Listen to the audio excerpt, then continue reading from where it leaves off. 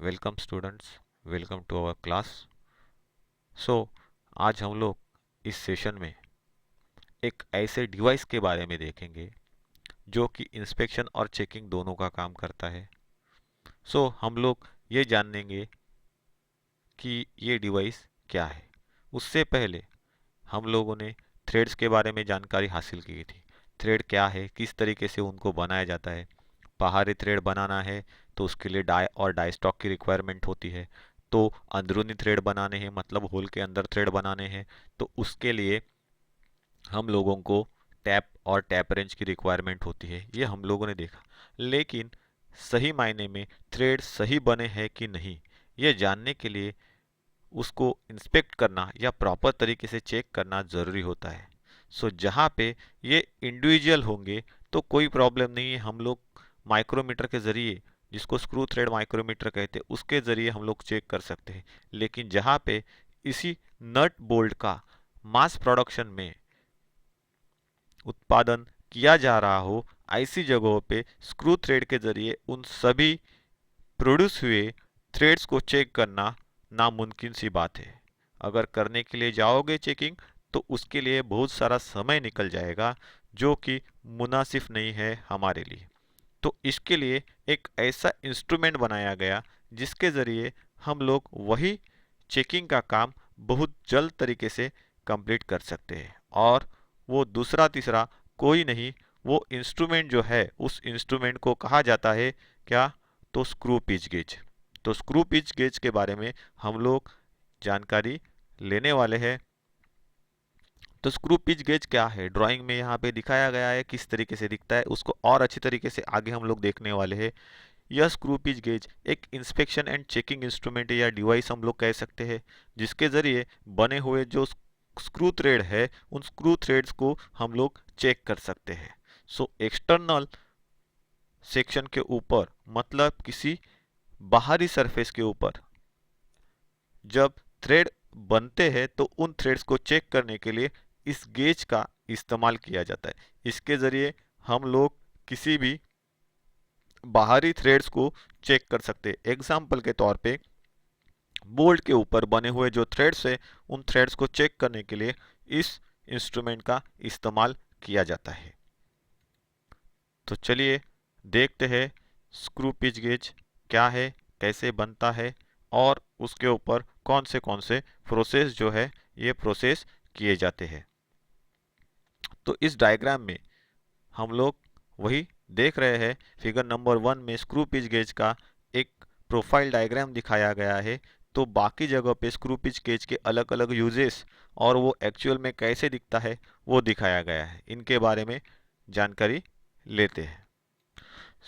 Screw pitch gauge के अंदर main जो चीज़ होती है वो होती है उसकी चेकिंग करने वाली ब्लेड्स, जो यहाँ पे अलग अलग नंबर्स प्रिंटेड दिखाई दे रही है, जो कि एक जगह पे बंधी हुई है।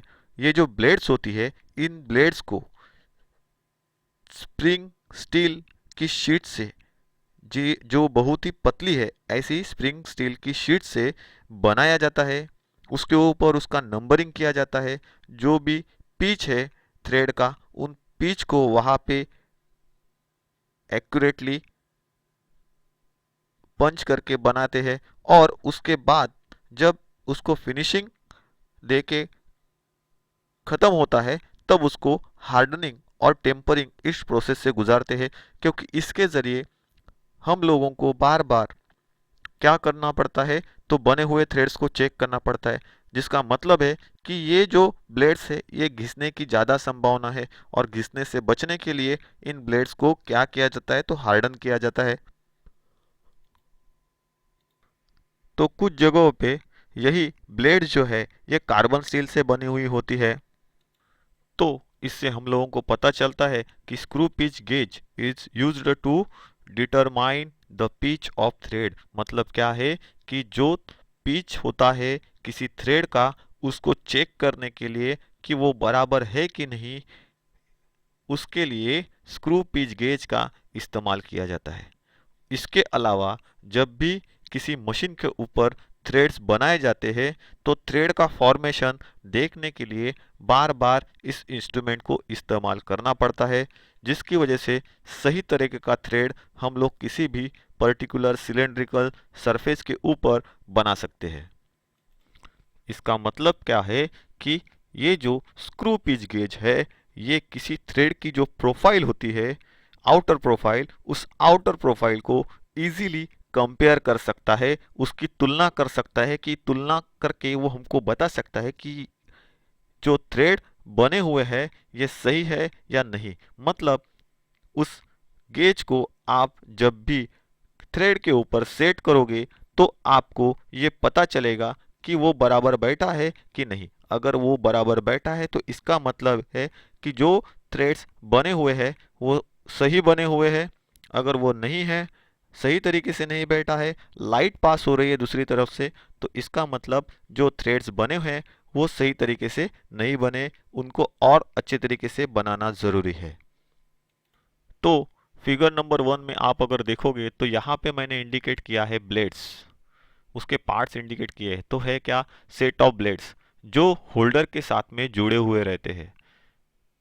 टीथ ये पिच के हिसाब से बने हुए रहते हैं। मतलब क्या है, जो थ्रेड्स होता है उनके हिसाब से ये टीथ बने हुए रहते हैं, जो कि करेक्ट साइज या करेक्ट पिच को दर्शाते हैं।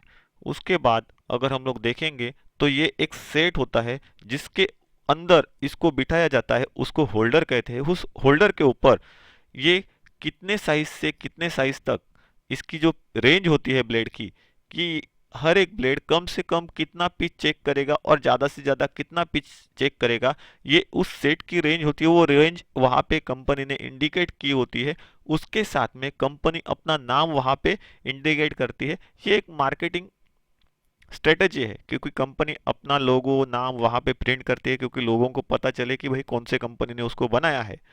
सो ये इसका डिस्क्रिप्शन है कि इस तरीके से ये ब्लेड जो है ये बिठाए हुए रहते हैं। जब होल्डर के अंदर इनको बिठाया जाता है तो स्क्रूइंग करके इनको बिठाते हैं, या कभी कभार उसको रिवेटिंग के जरिए भी इस सेट के अंदर लॉक किया जाता है। एग्जाम्पल के तौर पे अगर हम लोग फिगर नंबर 3 को देखेंगे तो वहां पे जो थंब स्क्रू है, उन थंब स्क्रू के जरिए यहाँ पे क्या किया गया है, उन ब्लेड्स को लॉक किया गया है।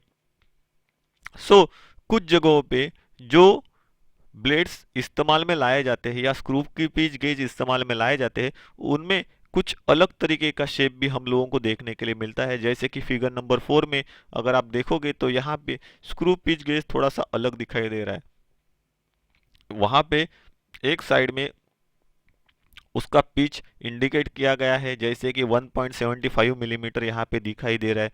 तो जब इस ब्लेड के ऊपर बने हुए टीथ के जरिए हम लोग किसी थ्रेड को चेक करने के लिए जाते हैं तो वहां पे ये सही तरीके से प्रोफाइल के ऊपर बैठने का मतलब होता है कि वो थ्रेड उसी पिच का बना हुआ है।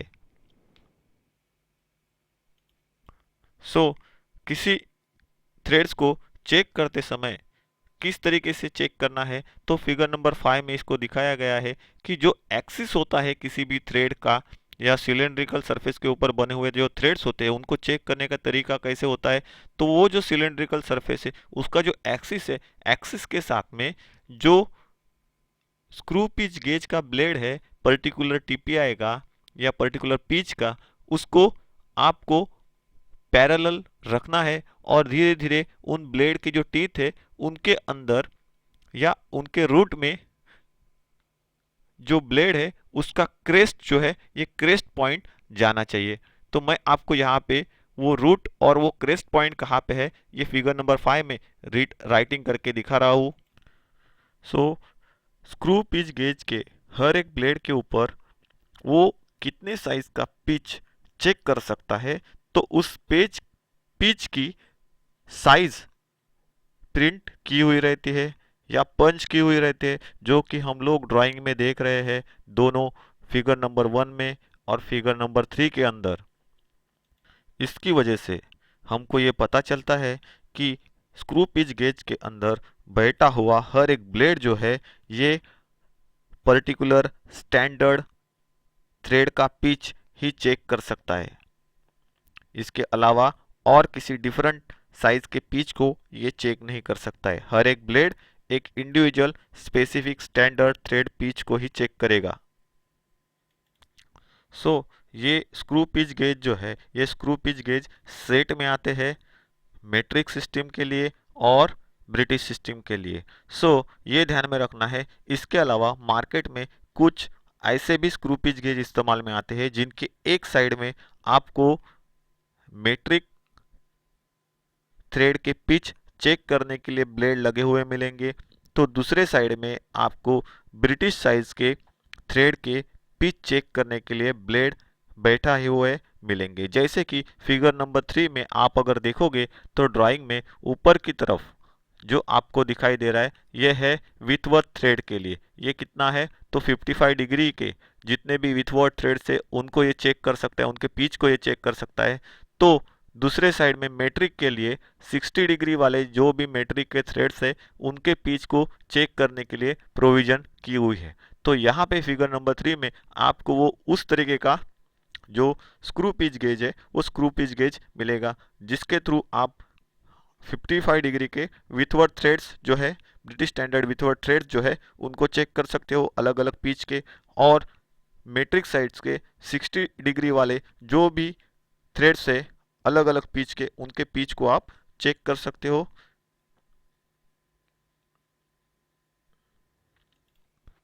तो ये जान लेना है कि जब ये स्क्रू पिच गेज बनाया जाता है तो कितने साइज में ये पिच वाले थ्रेड्स उन ब्लेड्स के ऊपर बनते हैं या कितने डिस्टेंस में ये ब्लेड बनाए हुए होते हैं।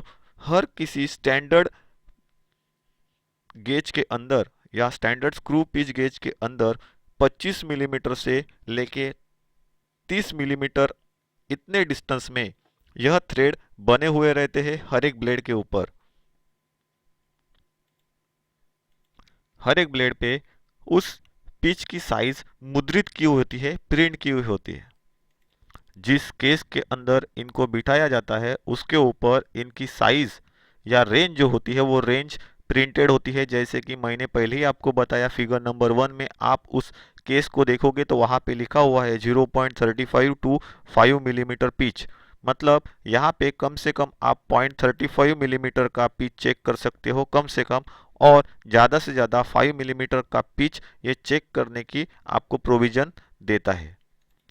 तो ये लंबे या पर्टिकुलर साइज में टीथ बनाने का, पर्टिकुलर पिच के टीथ बनाने की क्या वजह होती है, तो ये पूरा ब्लेड आप अगर इस्तेमाल करोगे चेकिंग करते समय तब भी आप एक्यूरेट साइज के थ्रेड को वेरीफाई कर सकते हो या वो सही है या नहीं ये चेक कर सकते हो। इसके लिए स्क्रू पिच गेज का जो पूरा टीथ का सेक्शन होता है वो पूरा टीथ का सेक्शन ब्लेड के ऊपर का आपको जो भी थ्रेड चेक करना है उसके ऊपर बिठाना ज़रूरी है, तभी आपको एग्जैक्ट रिजल्ट मिल पाएगा और एक्यूरेट थ्रेड आप बना पाओगे या चेक कर पाओगे।